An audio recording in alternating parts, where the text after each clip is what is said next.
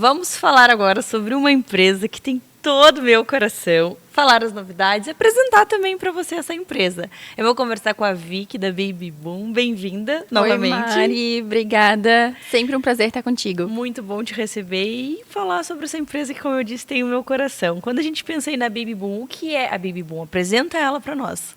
Com todo carinho, como se tu não conhecesse, não tivesse participado da nossa jornada. É muito interessante estar aqui de novo, porque a Mari acompanhou a Baby Boom desde o início, ali, desde os nossos primeiros meses de empresa. Então, contar agora todas as novidades é muito gratificante. A gente trabalha com aluguel de produtos infantis, de brinquedos no segmento de 0 a 2 anos e muitos itens de viagem para as famílias que vêm passar um tempo aqui em Floripa e na região. Então, cadeirinhas de carro, berços portáteis, banheira. Não precisa trazer nada, só trazer o bebê, que todos os apetrechos ficam por nossa conta. Ai, que legal. E quando você fala assim, aluguel, né? Você tem um leque de opções para as famílias locarem com você, porque a gente fala muito assim sobre a cada fase das crianças os gostos mudam também, e daí a gente tem que acompanhar esses gostos e ir comprando brinquedos. Claro, uma coisa é um brinquedo que tem um valor ok, mas tem brinquedos que são muito legais, destinados para aquela faixa etária e que tem um valor agregado também. E daí seria muito interessante alguém ter a ideia de ter uma empresa com esses brinquedos para locação. E é justamente o que tu traz para nós. Exatamente, Mari. A gente trabalha com brinquedos de valor agregado bem alto, aqueles brinquedos muito caros que o bebê vai brincar 1, 2, 10 vezes e depois vai enjoar, depois vai ficar de lado. São esses que a gente trabalha. Aquele que a família adora comprar, fica super feliz, faz a maior festa e depois o brinquedo fica esquecido e o bebê começa a brincar com tampa de pote, sabe? Então, são esses que a gente trabalha. E também, além do valor agregado, é muito interessante alugar porque o bebê vai trocando de fase muito rápido. E a partir do momento que ele desenvolve determinada habilidade do brinquedo, ele já cansa e está na hora de passar para a próxima. Então, cada brinquedo novo, a família vai acumulando em casa, vai gastando um valor alto, sem necessidade, porque com a locação a gente supre toda essa necessidade e de acompanhar cada fase do bebê com um brinquedo adequado para cada habilidade que ele está desenvolvendo. É sensacional. E quando a gente pensa numa empresa com essa ideia, tem um valor agregado também na proposta de vocês, que é justamente... Eu quero que você fale, assim, porque você trouxe algumas vezes para nós a ideia, né, por trás disso também, não só para a família economizar, mas tem um valor agregado, né, Vicky? Sim, além da economia, que a gente sempre pontua bastante, a gente gosta muito de trazer para as famílias a união. Então, é muito legal o dia que o brinquedo chega, todo mundo se reúne para abrir a nossa sacolinha, para explorar o que o brinquedo faz, aperta aqui, faz aquilo, acende essa luz, anda para lá, anda para cá. Então, a gente recebe vários vídeos muito legais do primeiro dia que o brinquedo chega, que está todo mundo assim naquela euforia, todo mundo descobrindo junto. Então, traz aquele tempo de qualidade da família, todo mundo está ali junto brincando, é uma coisa que a gente sempre prezou. Além de a gente forçar muito, enfatizar muito, a brincadeira sem telas. Então, não colocar a criança no desenho, não colocar na frente da televisão, sempre com uma novidade, para que eles desenvolvam essas outras habilidades e também não tenham a necessidade de ficar preso às telas. Então, além da união, além da economia, a gente também preza muito pela sustentabilidade.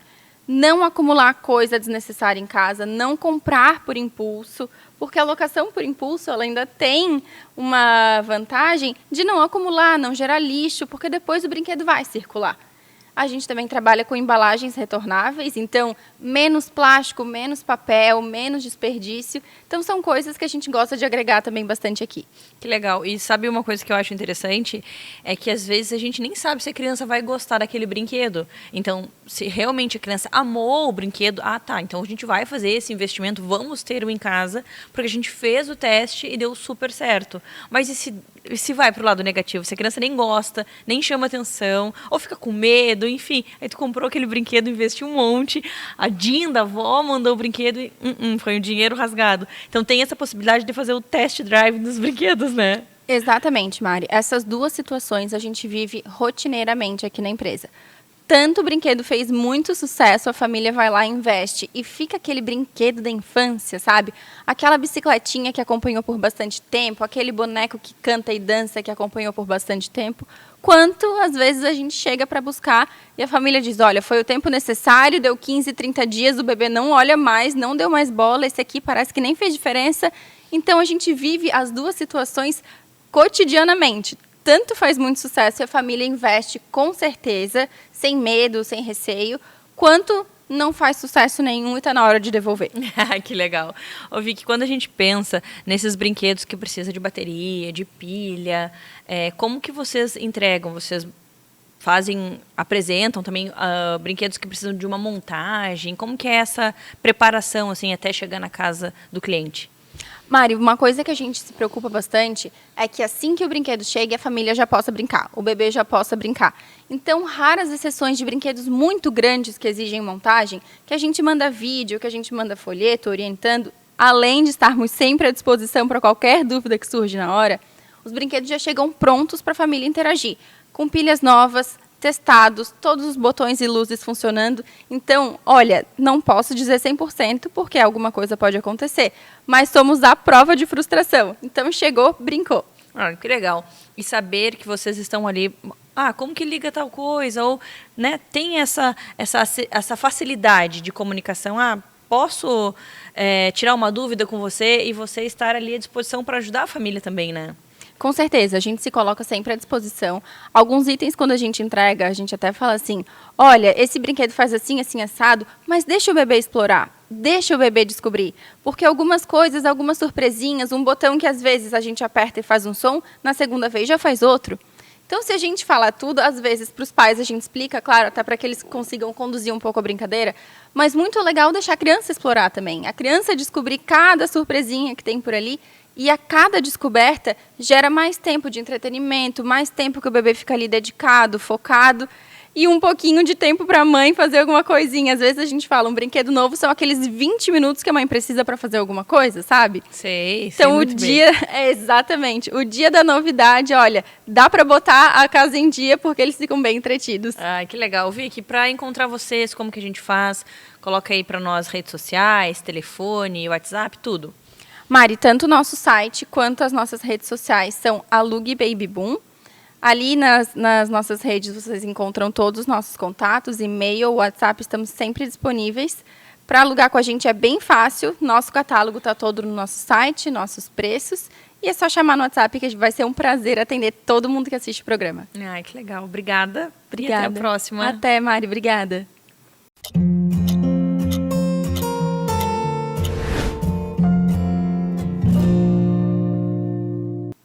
Estamos em maio, o mês das mães, e eu tenho certeza que muitas mulheres têm o sonho de ser chamada de mãe. Mas e se por algum motivo você não está conseguindo, se você está pensando aí na questão da infertilidade, o que tem para fazer? Eu trouxe um especialista nesse assunto, o Dr. Felipe Lanner. Bem-vindo novamente. Obrigado, Mariana. Prazer estar aqui de novo. Muito bom te receber e aprender tanto com você. Quando a gente pensa aí nesse sonho, estamos no mês das mães. Verdade. E muitas mulheres têm sonho de ser mãe e não conseguem. Estão aí há um tempo tentando. O que vem pela frente? O que a gente pode dizer para essas mulheres? É possível realizar esse sonho delas? É possível, né? Eu sempre falo, todo casal tem o seu limite psicológico, limite financeiro, limite físico, fisiológico, né? Mas sim, hoje em dia, com toda a tecnologia e com o avanço da medicina, a gente tem uma série de tratamentos que a gente pode ofertar para as pacientes, né? Então, às vezes mesmo uma mulher que decide ser mãe mais tarde, ou que também, em muitos casos, não consegue ser mãe cedo, a gente tem uma série de tratamentos que a gente consegue tentar solucionar esse problema antes que a possibilidade se torne quase nula, né? E hoje em dia, com as técnicas de reprodução assistida, especialmente com a doação de óvulos, né, com a ovodoação, até mesmo mulheres com mais de 50 anos conseguem engravidar.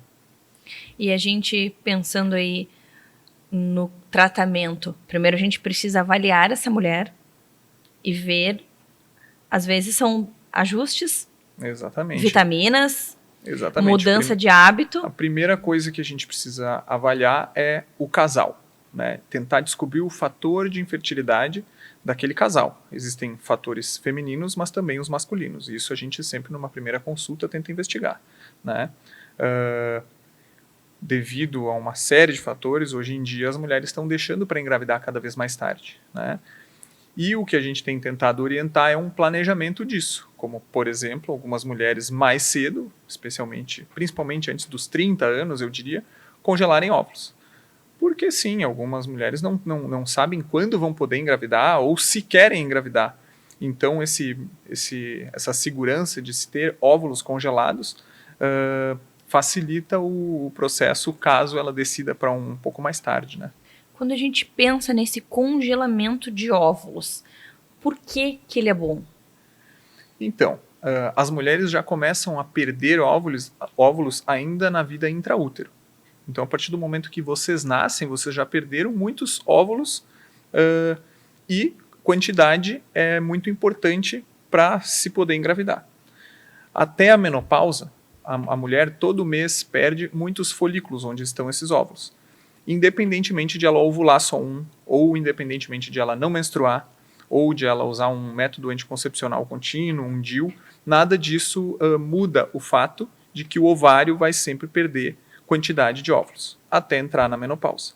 Além disso, quanto mais tarde a mulher tenta engravidar, esses óvulos têm uma menor qualidade genética, e isso interfere muito na criação, digamos assim, do embrião.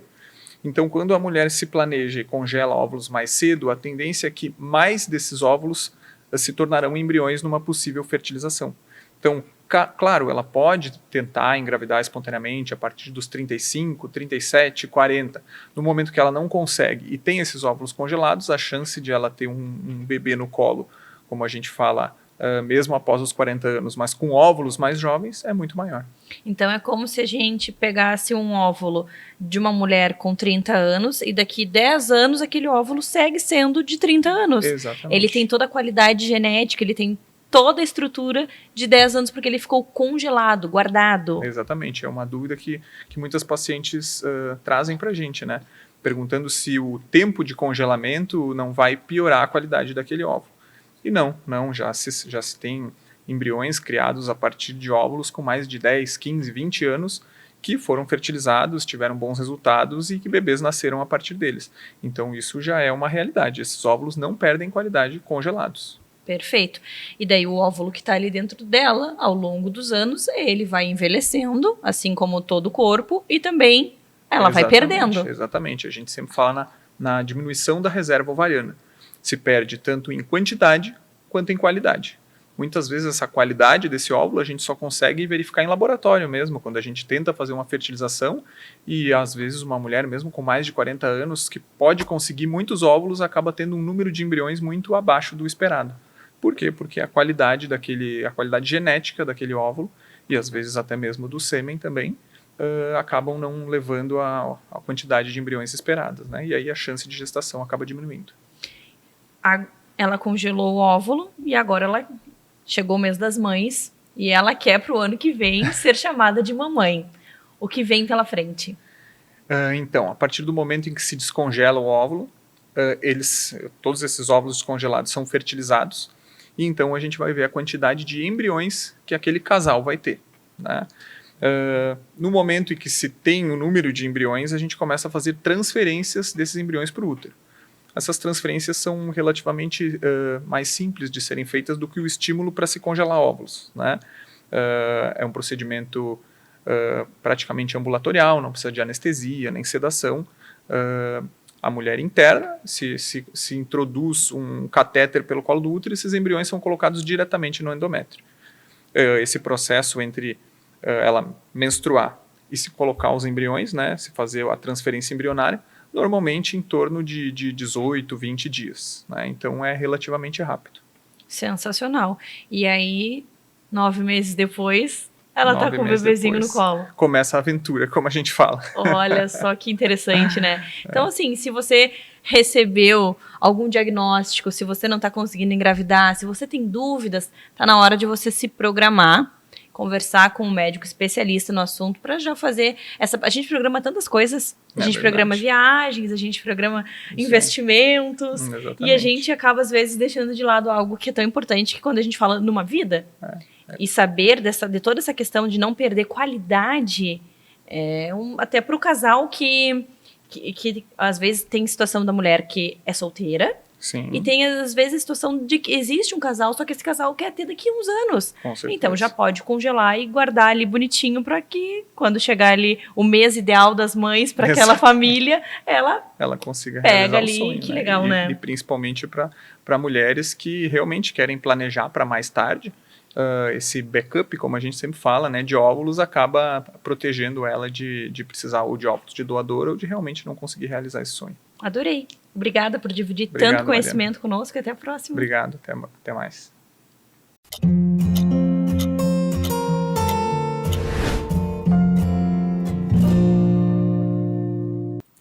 Vamos falar sobre limites, sobre cobranças, sobre emagrecimento, com a nossa psicóloga, a Aline. Bem-vinda novamente ao Minuto Mãe e Bebê. Muito bom te receber aqui. Quando a gente pensa nessa questão aí dessa cobrança, de esperar muitas vezes o momento ideal para iniciar um processo de emagrecimento, o que a gente precisa entender sobre isso? Na verdade, não só sobre processo de emagrecimento, mas em todas as áreas da nossa vida, a gente precisa ter algo que é a percepção dos nossos limites.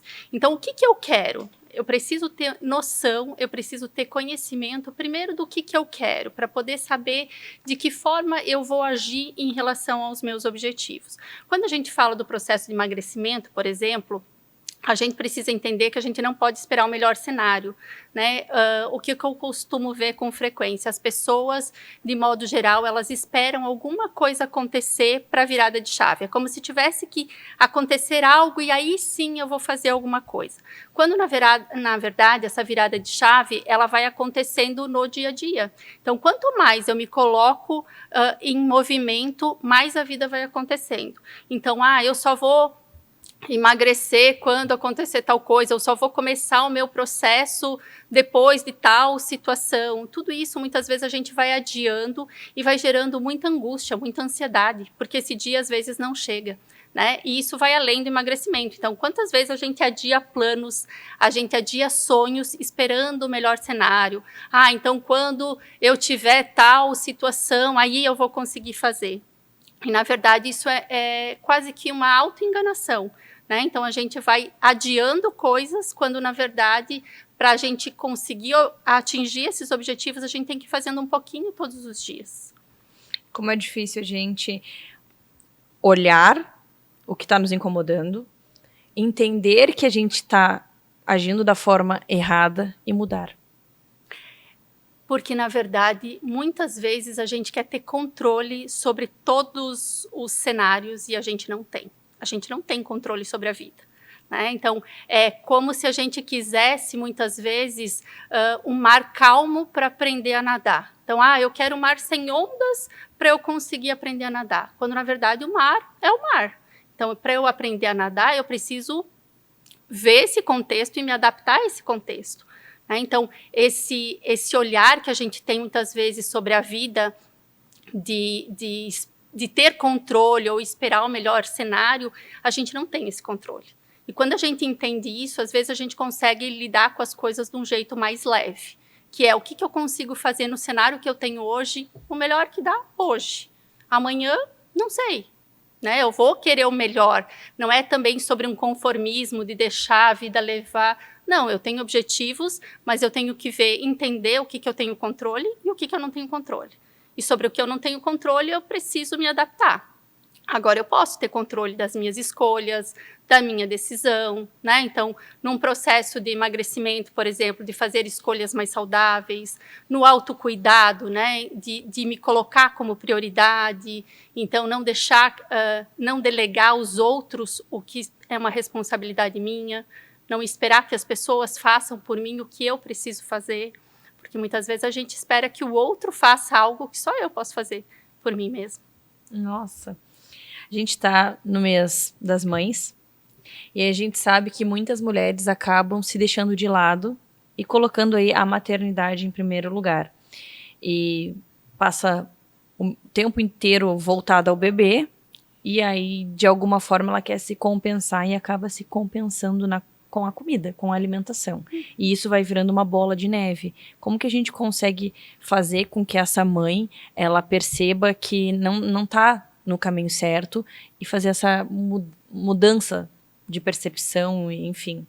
Então, assim, tem várias fases no ser mãe, né? Então, às vezes, uma mãe de um recém-nascido tem uma necessidade maior do que uma mãe de adolescente, por exemplo, né? De estar ali à disposição. Mas a gente precisa entender que, na verdade, a nossa cultura, ela coloca muitas vezes a mulher, principalmente, numa postura de doação. Então, eu tenho que fazer, eu sou responsável pela família, eu tenho que me doar, todo mundo é prioridade, quando, na verdade, é uma grande sacanagem, né? Porque se a mãe não for prioridade dela mesma, ela não vai entregar o seu melhor. A gente não consegue dar o que não tem. Então, esse olhar de se colocar em primeiro plano não é um egoísmo. É amor próprio, né? Porque autocuidado é muito mais do que uma skincare, do que um dia de spa. Não é sobre isso. Autocuidado é eu ter conhecimento sobre todas as áreas da minha vida, conseguir perceber como é que eu estou fisicamente, emocionalmente e socialmente, e olhar para isso com o cuidado de ver o que eu preciso melhorar, o que eu preciso desenvolver, porque ninguém vai fazer por mim. Então, esse autocuidado é algo que precisa ser desenvolvido. E quando uma mãe se cuida, ela ensina o filho a se cuidar também, a ser prioridade também. E aí a coisa flui de um jeito mais leve. Tem uma frase que eu acho bem interessante, é uma reflexão. O teu filho, ele vai te seguir, ele te imita. Você é a inspiração para o seu filho. E isso te assusta ou isso te conforta? É algo que a gente precisa pensar. Os nossos exemplos, né? Exatamente. E dá para refletir muita coisa a partir disso, né? Tanto sobre o exemplo, quanto sobre o que a gente ensina para os filhos quando a gente se cuida. Então, se o meu filho percebe que eu me gosto, que eu me cuido, que eu também sou prioridade, ele vai aprendendo a se olhar de um jeito como prioridade também. E muitas vezes tem uma questão que é aquelas mães que às vezes usam, né, a capa de superpoderosa, eu dou conta de tudo, enfim, mas estão sempre exaustas, pesadas, cansadas. E isso faz com que muitas vezes elas descontem, né, nos filhos, principalmente, esse peso que às vezes elas mesmas colocam. Então, trazer essa leveza faz uma diferença quando a gente consegue cuidar do outro, mas não se colocar em último plano. Então, esse autocuidado ele precisa ser aprendido, desenvolvido, porque ele não é natural para a maioria das pessoas. Nós não fomos ensinadas a olhar, né? Então, principalmente mulheres, mães, eu vejo que elas têm muita dificuldade, muitas vezes, de se colocar em primeiro lugar, porque parece que é errado, parece que é egoísmo, parece que gera muita culpa, e essa culpa faz com que muitas vezes elas permaneçam nesse ciclo vicioso. Adorei. Obrigada por todas essas reflexões, por todo esse conhecimento dividido. Até a próxima. Muito obrigada também.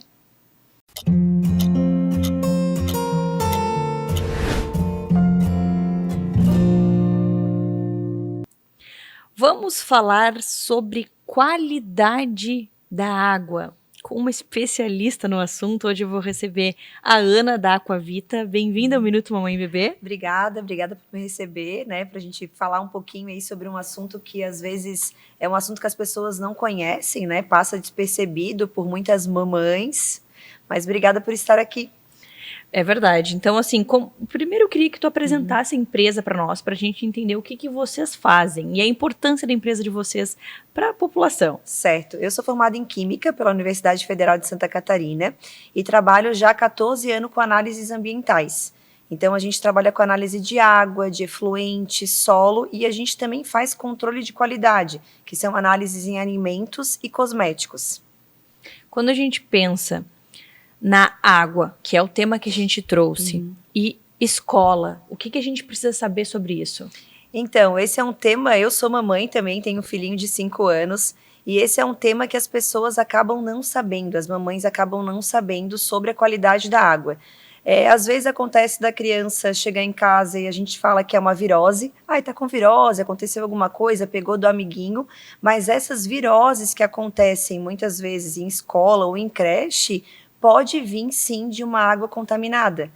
Então a gente leva para o lado da virose, mas pode acontecer da água não ter um controle de qualidade devido, ou a escola não monitorar essa água, e a água acabar vindo com algum tipo de contaminação, principalmente de E. coli, coliformes totais e fecais, e acabar prejudicando a saúde das crianças. Olha só que perigoso, né? E a gente coloca as crianças na escola, acha que tá tudo ok, e o básico, que é a água, Sim. muitas vezes não está ok. Então, o que a gente precisa saber sobre isso? Que a gente denuncia, todas as escolas precisam fazer essa avaliação. Como que funciona essa parte, Ana? Isso. Hoje a gente tem uma portaria, que ela é uma portaria federal, né, que é a portaria 888 de 2021, e ela fala da obrigatoriedade que todos os estabelecimentos precisam monitorar a sua água.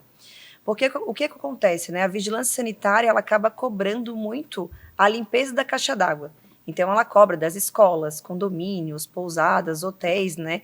Limpeza de caixa d'água. Só que elas esquecem de cobrar junto uma análise laboratorial. Às vezes, a limpeza de uma caixa d'água, ela não é eficiente, ou ela não foi eficiente. E a água acaba se contaminando. Ou também em escolas, né? Escolas e creches, as crianças usam bebedouro.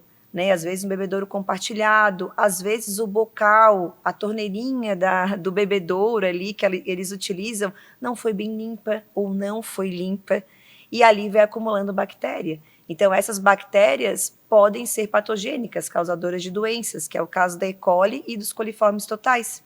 Então, se tem alguma bactéria ali, a criança pode tomar, né, essa água contaminada e provocar algum tipo de doença. E como que entra o trabalho de vocês aí nas escolas? Isso, a gente tem já algumas escolas que fazem esse monitoramento periódico com a gente, então todos os meses a gente vai até a escola, faz a coleta de todos os bebedouros, inclusive de bombonas de água mineral também, que pode dar algum tipo de contaminação. Então a gente analisa, verifica, né, no laudo, através de um laudo, um relatório técnico, e mostra para a escola que realmente aquela água pode ser consumida. Legal se todas as escolas fizessem isso, né? Sim, sim. Agora eu quero a lista das escolas que estão ok para ver se a da minha filha tá. E daí, assim, como que nós, como mães, né, podemos cobrar isso? A gente pode ir até a escola e perguntar? Como que funciona essa parte, Ana? Eu acho que tem que vir da gente, né? Como não tem uma cobrança efetiva da vigilância sanitária, as pessoas acabam, né, as escolas acabam não fazendo esse tipo de monitoramento. Mas se tiver uma pressão das mamães, dos papais, né, sobre a qualidade da água da escola, o pessoal acaba realmente cedendo e querendo fazer esse monitoramento. Então, é perguntar mesmo, chegar na escola, perguntar se é feito, né? Por exemplo, a escola do meu filho tem piscina. Então, antes de colocar, eu perguntei, e aí, vocês fazem monitoramento da piscina? Porque além da água, né, tratada ali, a água de torneira, também tem um monitoramento da piscina, para verificar se está próprio ou não, né? Uma coisa que a gente também esquece é que crianças, elas são mais suscetíveis a doenças, né? Elas têm uma imunidade diferente da nossa. Então, às vezes, a gente vai tomar essa água e não vai ter nada. Mas os nossos filhos, crianças, vão tomar essa água, ou idosos que têm uma imunidade um pouco mais baixa, pode sim causar infecções, infecção intestinal, que é diarreia, vômito. Hepatite pode ser pega numa água contaminada também. Então, tem vários perigos por trás, né? E é uma análise que tem que ser feita mensalmente, Ana? Mensalmente.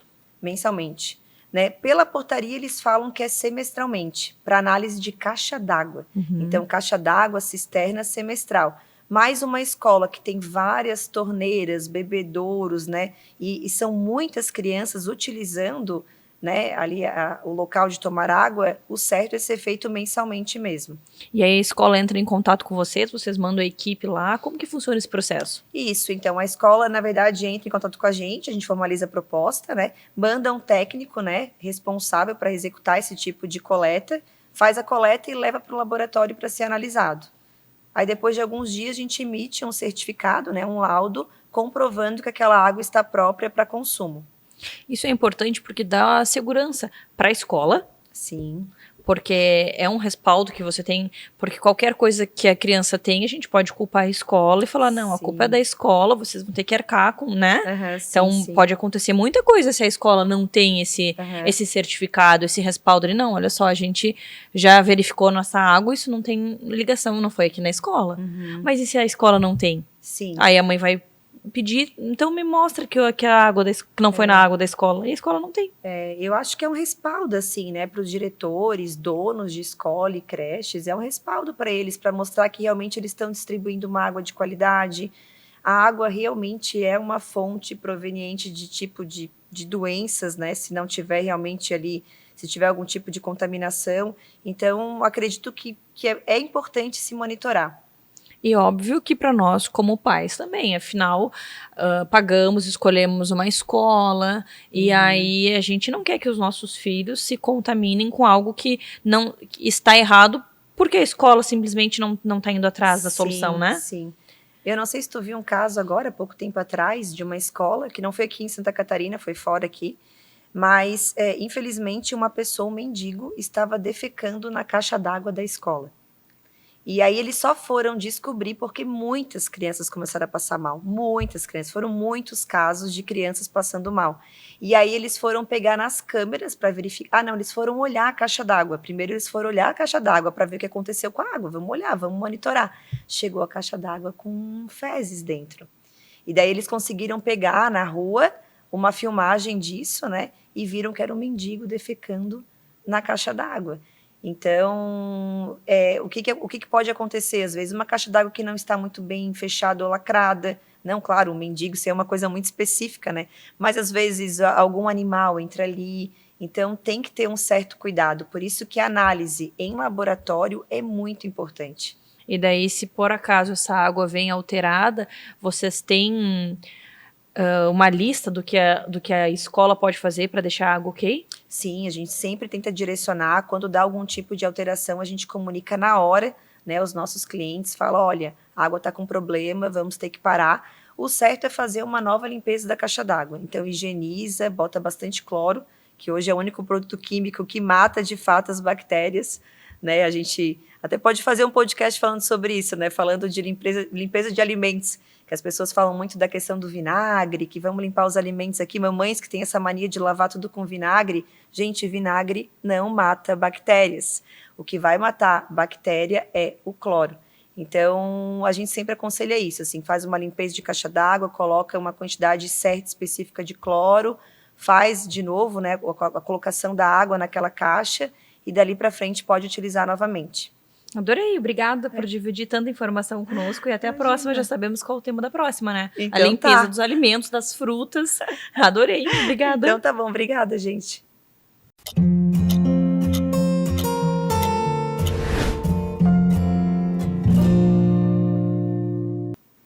Nosso assunto é obesidade na infância. Eu trouxe uma especialista para nos ajudar a entender tudo sobre isso. A Lu, endocrinologista pediátrica. Bem-vinda ao Minuto Mamãe e Bebê. Obrigada, uma honra estar aqui. Muito bom te receber e aprender com você. E quando a gente pensa nesse assunto, obesidade na infância, Lu, é comum? É recorrente? O que você viu no consultório?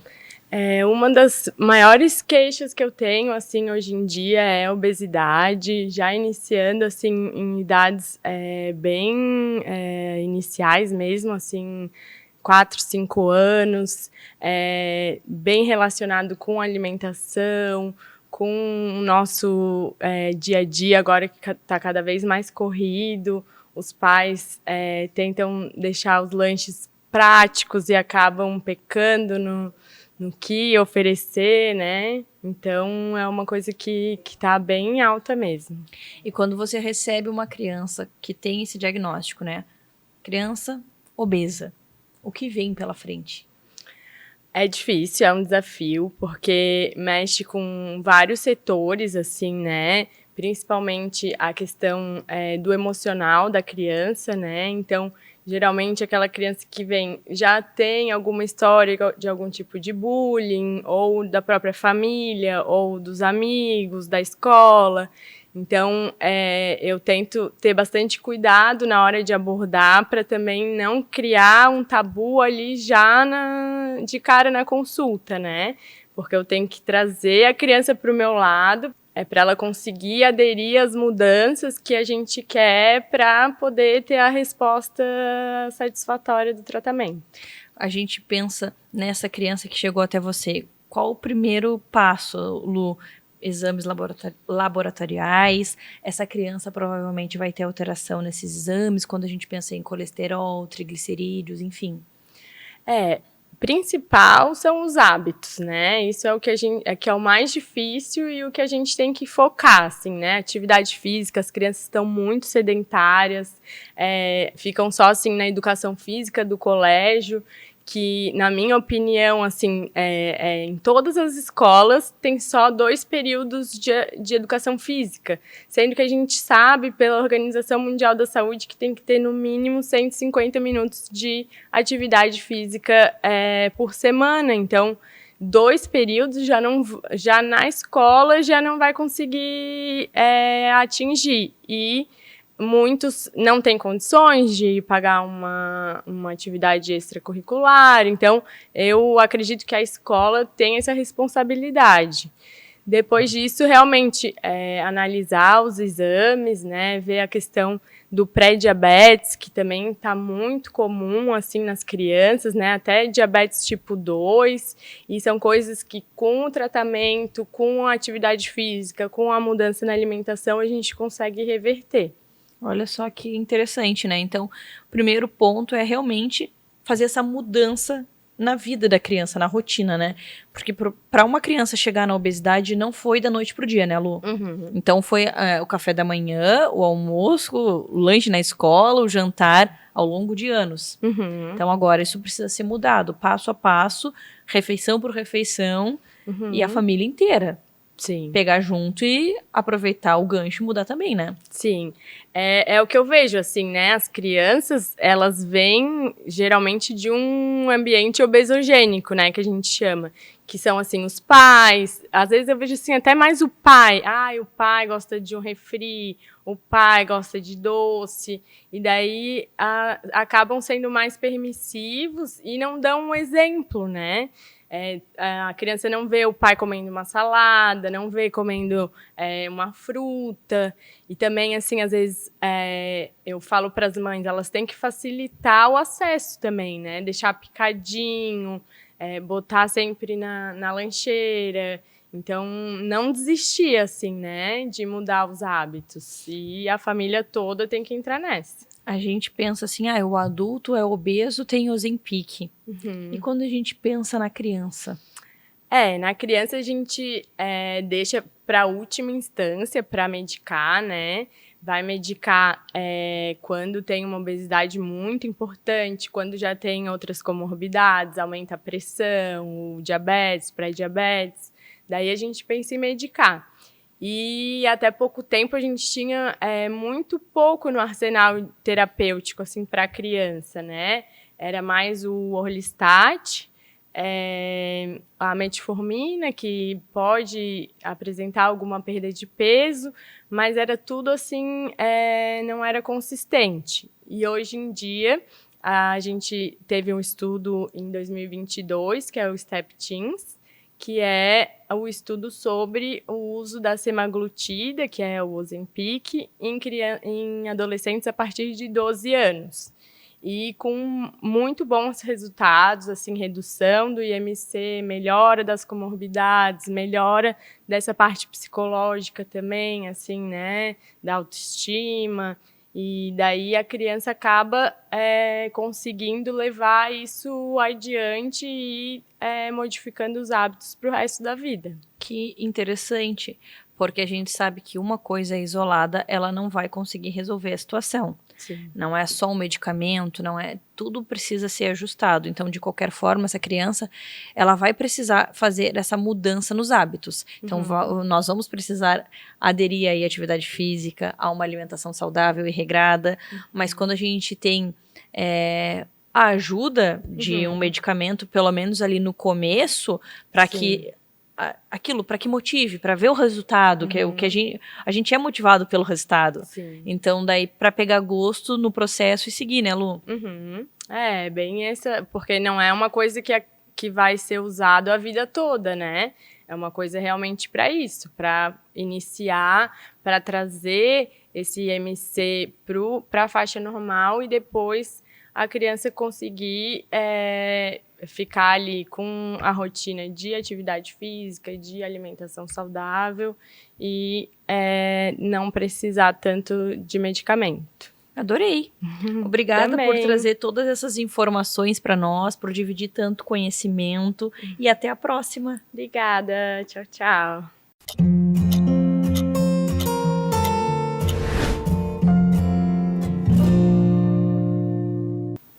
Vamos falar sobre fala e respiração. Será que tem alguma ligação? Quem vai explicar tudo para nós sobre esse assunto é a Thay, a nossa fonoaudióloga. Bem-vinda ao Minuto Mamãe e Bebê. Muito obrigada, Mariana. É um prazer estar aqui para compartilhar um pouquinho de conhecimento, né, de alerta, de sinais. Nós estamos vivendo aí um tempo de transição, né, do outono para o inverno. As crianças começam a aparecer aí os sintomas. Então, a gente vai falar um pouquinho hoje sobre esse assunto muito importante, né, que é respiração e fala. Que legal.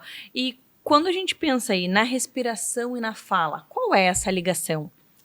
Bom, a gente sabe que quando os primeiros sinais ali que a gente precisa identificar, né, num bebê ou numa criança, é a boquinha aberta. Então, às vezes a gente não se atenta aos pequenos sinais que a criança pode apresentar. E um desses pequenos sinais é o respirador oral, que a gente chama. Então, a criança fica com a boquinha semi-aberta, começa a respirar mais pela boquinha, não respira pelo nariz, tem um sono mais agitado, não dorme direito à noite, não atinge o sono reparador, e aí durante o dia essa criança vai apresentar mais agitação na escola, agitação em casa, e muitas vezes a gente associa isso com meu filho tem algum transtorno, tem alguma coisa, e às vezes era só consertar ali, cuidar um pouquinho dessa respiração oral que essa criança vinha apresentando, as infecções virais, as gripes recorrentes. Então, tudo isso tem relação. E o que isso impacta com a fala, Thay?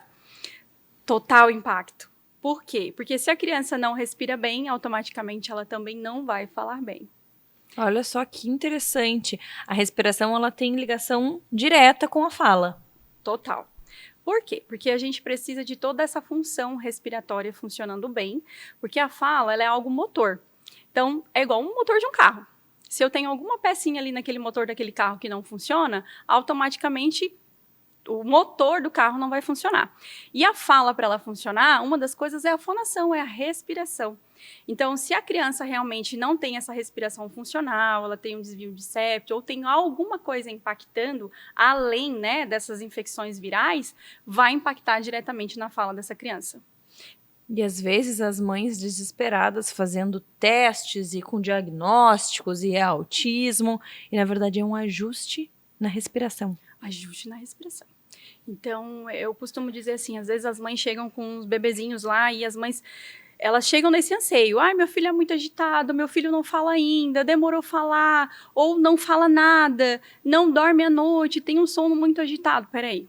Vamos com calma, vamos verificar, vamos ver como é que está a respiração dessa criança, quanto tempo recorrente ela vem tendo infecções virais, né? Realmente, será que ela está respirando pela boquinha? Será que realmente a mastigação dessa criança tem a função como deveria?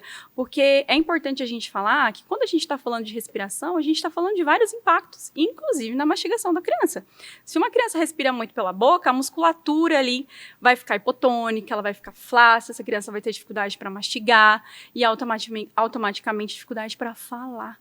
Então, veja quanto esse assunto é importante e interessante, e a gente vai entrando num leque de coisas ali que a gente vai vendo que, peraí, era só um ajuste que a gente precisava fazer. Então, eu costumo dizer que a gente precisa avaliar cuidadosamente, encaminhar para o otorrinolaringologista quando necessário, sabe? Ter esse olhar, eu falo que é um olhar amplo, sabe? Cuidadosamente amplo da criança. Integrativo, né? Integrativo. A gente sabe da importância da fonoaudiologia, da importância do atraso de fala, viu que a criança demorou a falar, já, peraí, vamos lá, vamos ver o que está acontecendo. Mas não só focar no atraso de fala, mas o que realmente gerou e vem impactando nesse atraso de fala dessa criança. porque a gente vê muitas famílias ainda falando que cada criança tem o seu tempo e que na idade certa, na idade que ela atingir, ela vai começar a falar. Só que, na verdade, a gente, agarrado nessa ideia, pode atrasar a solução e aí sim gerar uma bola de neve com várias questões relacionadas à fala e muitas outras partes, né, Thay? Sim, com certeza. A gente fala que existe um marco do desenvolvimento, né?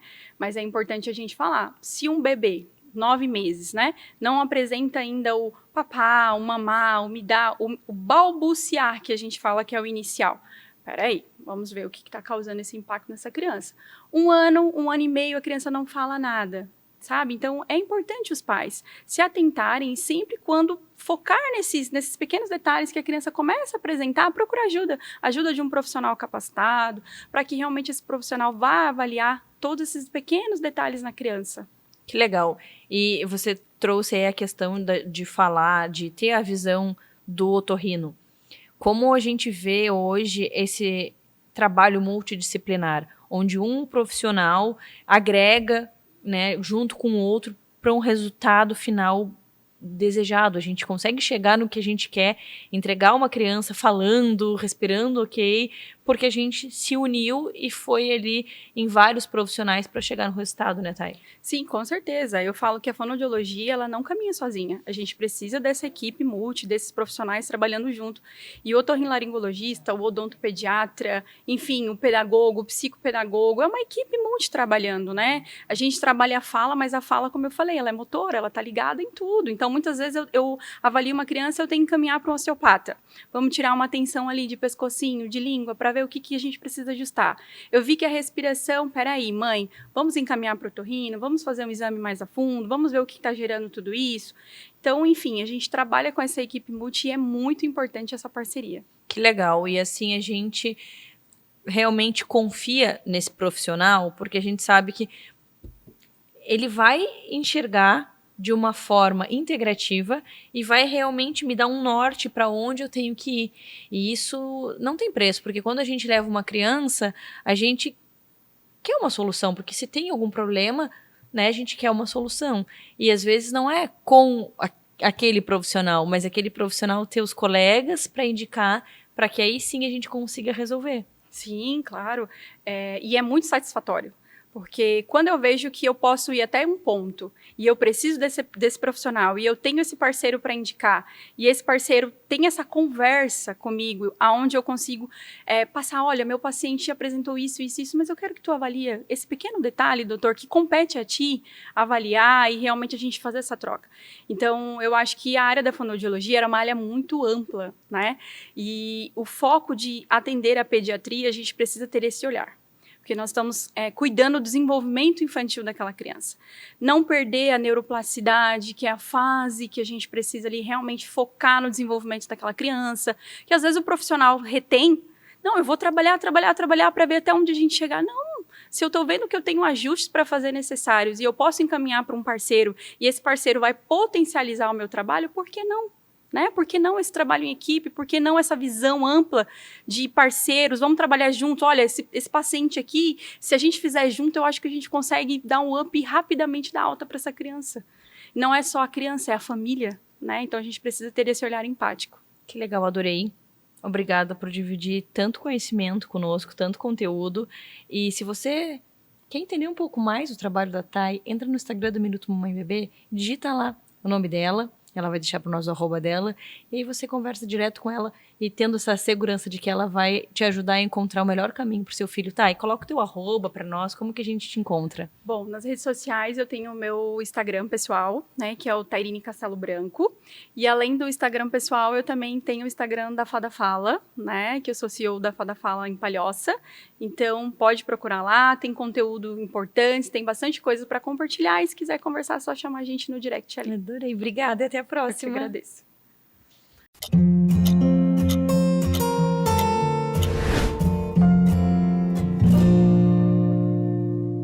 Com certeza você já ouviu falar em candidíase. Mas você sabe quando esse diagnóstico realmente está ok? e quando não tem nada a ver com candidíase, eu trouxe a Dani, a nossa ginecologista, para falar sobre esse assunto conosco. Bem-vinda novamente. Obrigada, Mari. Quando a gente pensa, Dani, em candidíase, tem muitas informações aí perdidas, então eu quero que tu me explique tudo sobre esse assunto. Mari, assim, de uma forma geral, o que a gente caracteriza uma candidíase, né? A nossa flora vaginal, que é a galera que mora ali na flora vaginal, já existe o fungo da cândida ali, né? Por alguns motivos, esse fungo ele é produzido em grande quantidade, caracterizando a candidíase. Então, quando a mulher começa a ter sintomas de candidíase, esse fungo já crescido em maior quantidade, a gente caracteriza como candidíase. Só que o que a gente vê na prática, o que a gente vê no consultório? Tem muita paciente que vai lá e pega informação pela metade. Então eu vi que a candidíase é aquele corrimento que tem grumos. Eu vi que a candidíase é quando a gente tem coceira. E aí, muitas vezes, essa mulher tá com algum desses sintomas, acha que tá com candidíase e também se automedica, tá?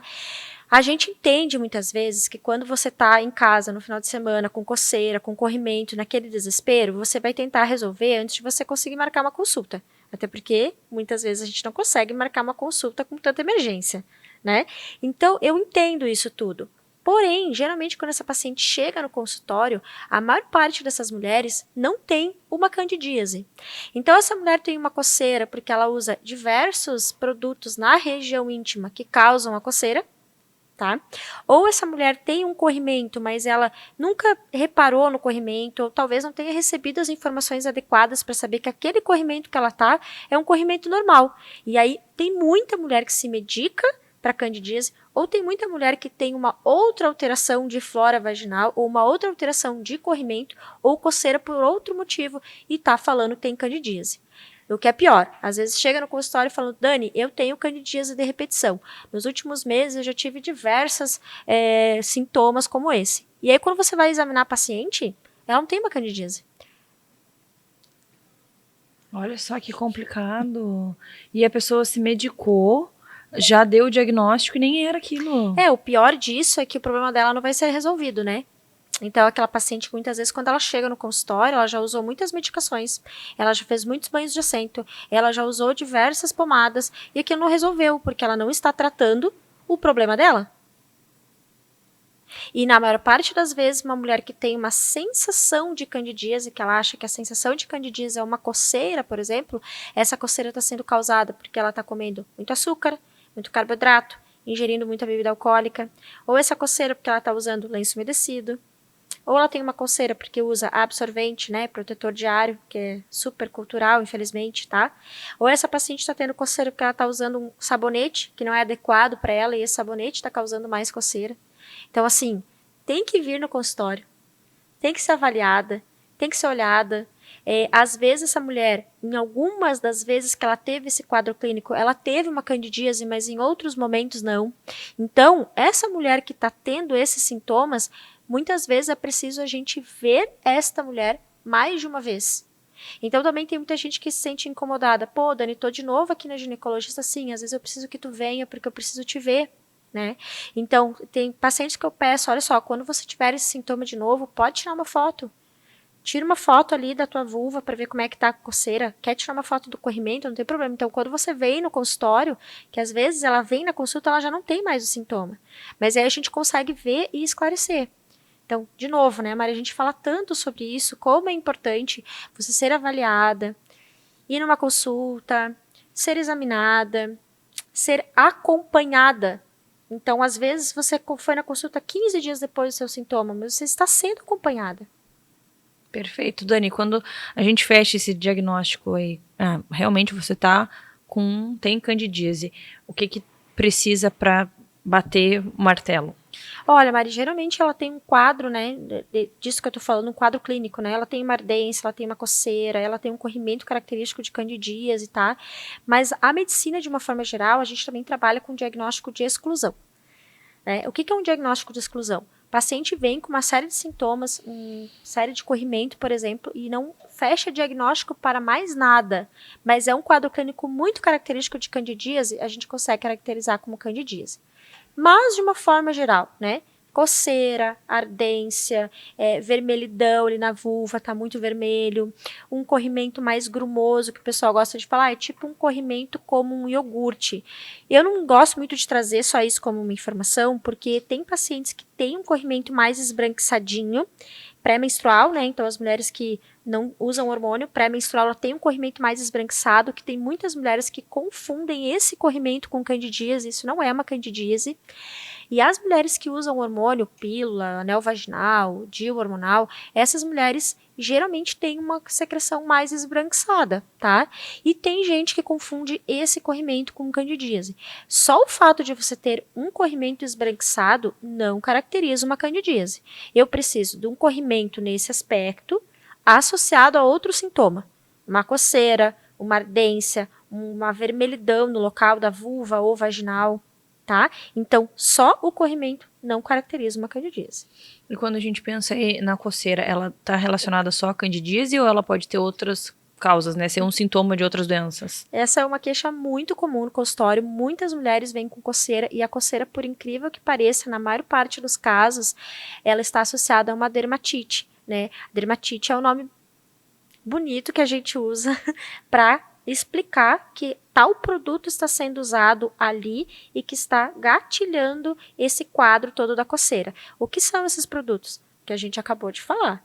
Absorvente, sabonete inadequado, lenço umedecido. Então, isso tudo costuma dar muita coceira nessa região e isso aí é com certeza disparado uma das maiores causas de consulta que eu recebo no meu dia a dia. Olha só, e como é importante a gente realmente ter um diagnóstico antes de pensar na automedicação, porque você está tomando o medicamento e está usando o produto que está causando a dermatite, e tomando o medicamento para candidíase, e provocando novamente a coceira, e vira uma bola de neve e não é resolvido. E esses produtos, Mari, eles podem ser gatilhos para uma crise de candidíase. Então, independente do seu diagnóstico, seja uma candidíase, seja uma dermatite, toda paciente que chega no consultório ou faz consulta online comigo, ela recebe isso como informação. É a primeira coisa que ela recebe. Olha, eu preciso que você tire do seu dia a dia esses produtos que podem estar te causando sintomas independente do seu diagnóstico. Claro que para a gente como paciente, a gente quer saber, tá, eu quero saber se isso é uma candidíase, se é um corrimento, se é uma infecção sexualmente transmissível, a gente entende isso. Eu entendo essa necessidade da paciente. E além dessa necessidade de saber o diagnóstico, a gente tem que resolver. Então, para resolver, eu preciso, independente da medicação que a gente for utilizar, porque eu vou te avaliar, né? Eu preciso que você tire do seu dia a dia esses produtos que possam estar causando esses sintomas. Adorei. Obrigada, Dani, por trazer essas informações, por nos mostrar o que é e o que não é, desembaraçar a nossa cabeça e trazer realmente informação de qualidade, que é o que a gente faz aqui. A gente leva até você a verdade sobre o mundo da medicina, sobre mulheres, sobre mães. E se você ficou com alguma dúvida, se você quer entender um pouco mais sobre esse assunto, ou se você quer fazer a sua consulta, entre no Instagram do Minuto Mamãe e Bebê, procura lá, doutora Dani, marca a sua consulta e vai se cuidar, né, Dani? Obrigada, Mari. Até a próxima. Até.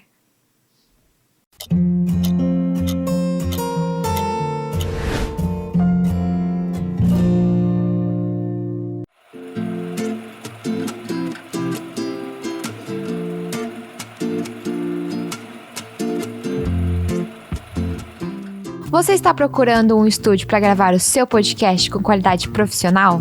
O nosso estúdio oferece tudo o que você precisa. E sabe qual é o nosso grande diferencial? A oportunidade de ter o seu conteúdo exibido em nosso canal de televisão.